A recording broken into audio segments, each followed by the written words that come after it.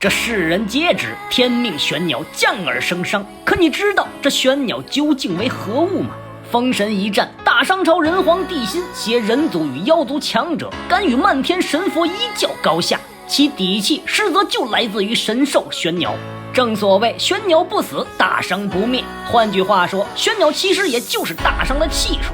《山海经》记载，其似凤似燕，通体玄黑，还隐隐透着黑色的火焰，几乎与凤凰无异，同样有着浴火重生之能，能保大商千秋万代。只可惜人族的崛起遭来众神算计，凡间界各方势力也对人皇位觊觎多年。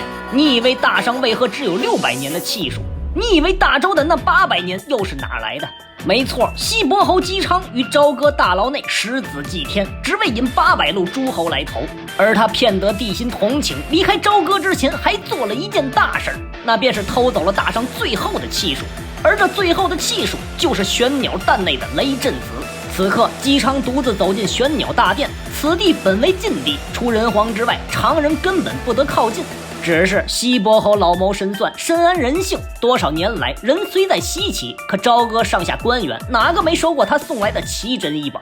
如若不然，当初百官又怎会集体下跪为他求情？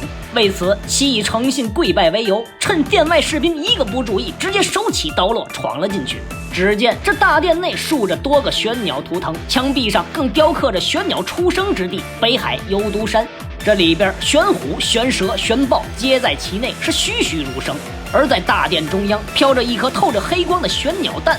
此时姬昌低头一看，手中的卦象是直指此蛋，虽一时不得其解，但姬昌知道此蛋至关重要。随即其拽下衣物，用力一裹，是甩门骑马而出，直奔西岐。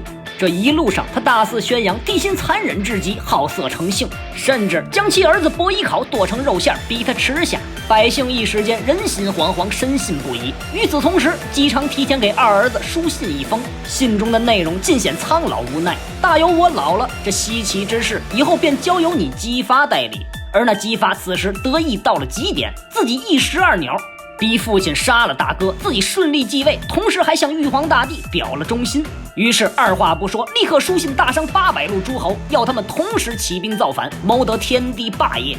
而此一局面，正是众圣人合谋封神榜时，玉皇大帝向三清准提接引所说的师出有名。再说姬昌这一边，眼看不出3日就抵达西岐之时，突然被一仙人叫住。西伯侯抬头一看，原来此人正是阐教元始天尊门下玉虚宫云中子。只听云中子淡淡说道：“伯侯且慢，你可知你怀中的蛋为何物？”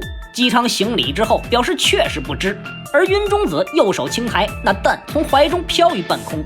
随后咔嚓声响起，一只黑色的雏鸟出现。还不等西伯侯反应过来，云中子随后拿出2颗红杏打入雏鸟的腹中。这时天空异变，电闪雷鸣，这雏鸟身上的黑色火焰竟逐渐转化为风雷双厉，好端端的样子也逐渐扭曲成了妖怪的模样。而云中子笑着对西伯侯说道：“此为大商气数之根本，要想欺瞒天道，得千秋霸业，只能行此一招，偷天换日。而且也只有这雏鸟才能杀死大商的天命玄鸟。”